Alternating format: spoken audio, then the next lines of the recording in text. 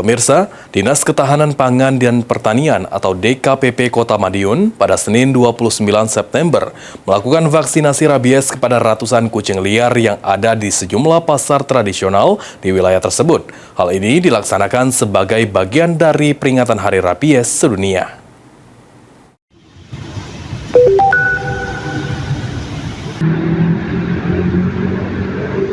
Dalam memperingati Hari Rabies Sedunia, Dinas Ketahanan Pangan dan Pertanian DKPP Kota Madiun melakukan vaksinasi terhadap ratusan kucing liar yang ada di sejumlah pasar tradisional, di antaranya Pasar Besar Madiun, Sleko, Kojo, Jaya, dan Pasar Kawak.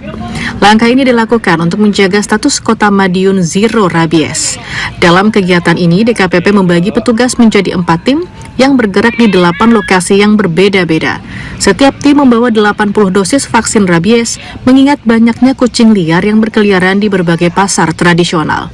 Subkoor Peternakan dan Kesehatan Hewan DKPP Kota Madiun, Margareta Dian, Senin 29 September mengatakan, sasaran vaksinasi untuk saat ini difokuskan pada kucing liar karena selama ini vaksinasi hanya dilakukan ke kucing atau anjing peliharaan.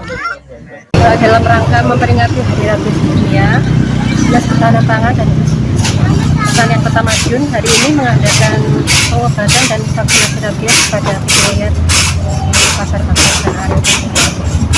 Yang disiapkan berapa ampul, Bu? Untuk satu kota ini ada 80 dosis. Ya, karena biasanya sebelumnya kita hanya vaksin rabies pada kucing yang dipelihara.